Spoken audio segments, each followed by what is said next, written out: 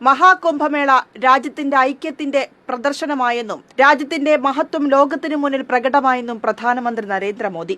ഷിക്കാഗോയിൽ സ്വാമി വിവേകാനന്ദൻ നടത്തിയ പ്രസംഗം, ഭഗത് സിംഗിന്റെ സ്വാതന്ത്ര്യസമര പോരാട്ടം, നേതാജി സുഭാഷ് ചന്ദ്രബോസിന്റെ ഡൽഹി ചലോ ജയാഘോഷം, ഗാന്ധിജിയുടെ ദണ്ഡി മാർച്ച് തുടങ്ങിയ ചരിത്ര മുഹൂർത്തങ്ങൾക്ക് സമാനമായാണ് കുംഭമേളയെ കാണുന്നതെന്നും ജി.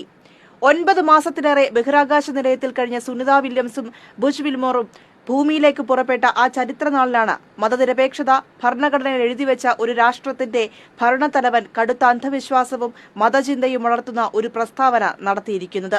അതും രാഷ്ട്രത്തിന്റെ പരമോന്നത നിയമനിർമ്മാണ സഭയിൽ. ഈ പ്രസ്താവനയിലൂടെ ജി സ്വാമി വിവേകാനന്ദനെ അപമാനിച്ചിരിക്കുന്നു. 1893 സ്വാമി വിവേകാനന്ദൻ ചിക്കാഗോയിൽ പ്രസംഗിച്ചത്. അതിങ്ങനെയാണ്: സാർവത്രിക സഹിഷ്ണുതയിൽ മാത്രമല്ല, എല്ലാ മതങ്ങളെയും സത്യമായി ഞങ്ങൾ അംഗീകരിക്കുന്നു. എല്ലാ മതങ്ങളിലെയും ഭൂമിയിലെ എല്ലാ രാജ്യങ്ങളിലെയും പീഡിപ്പിക്കപ്പെട്ടവർക്കും അഭയാർത്ഥികൾക്കും അഭയം നൽകിയ ഒരു രാഷ്ട്രത്തിൽപ്പെട്ടയാളാണ് ഞാൻ. റോമൻ സ്വേച്ഛാധിപത്യത്താൽ അവരുടെ പുണ്യക്ഷേത്രം തകർന്ന വർഷം തന്നെ ദക്ഷിണേന്ത്യയിൽ വന്ന് നമ്മോടൊപ്പം അഭയം പ്രാപിച്ച ഇസ്രായേലിയരുടെ ഏറ്റവും ശുദ്ധമായ അവശിഷ്ടത്തെ നമ്മുടെ മടിയിൽ ശേഖരിച്ചിട്ടുണ്ടെന്ന് നിങ്ങളോട് പറയാൻ എനിക്ക് അഭിമാനമുണ്ട്. മഹത്തായ സ്വരാഷ്ട്രീയൻ രാഷ്ട്രത്തിന്റെ അവശിഷ്ടത്തെ അഭയം നൽകിയതും ഇപ്പോഴും വളർത്തിയും കൊണ്ടിരിക്കുന്നതുമായ മതത്തിൽപ്പെട്ടയാളാണ് ഞാൻ. സർവമത സൗഹാർദ്ദത്തിന്റെയും ലോകമെമ്പാടുമുള്ള അവശത അനുഭവിക്കുന്ന ജനതയോടുള്ള സാർവലൗകികമായ സ്നേഹത്തിന്റെയും പ്രതീകമായ ആ പ്രോജ്വല പ്രഭാഷണത്തെയാണ് കുംഭമേളയുമായി താരതമ്യപ്പെടുത്തിയിരിക്കുന്നത്. ധീര രക്തസാക്ഷി ഭഗത് സിംഗിനെയും നേതാജി സുഭാഷ് ചന്ദ്രബോസിനെയും അപമാനിച്ചിരിക്കുന്നു. രാഷ്ട്രത്തിന്റെ സ്വാതന്ത്ര്യത്തിനും പൗരന്റെ അവകാശങ്ങൾക്കും വേണ്ടി പോരാടിയ ധീര വിപ്ലവകാരികളാണ് ഇവർ. അവരുടെ ത്യാഗനിർഭരമായ പോരാട്ടങ്ങളെയാണ് അന്ധവിശ്വാസത്തിന്റെ മകുടോദാഹരണമായ കുംഭമേളയുമായി താരതമ്യപ്പെടുത്തിയിരിക്കുന്നത്. എന്തിനേറെ, രാഷ്ട്രപിതാവ് മഹാത്മാഗാന്ധിജിയെപ്പോലും അവഹേളിച്ചിരിക്കുന്നു. ദണ്ഡിയാത്ര പോലെയാണ് പോലും കുംഭമേള. എന്താണ് ദണ്ഡിയാത്ര?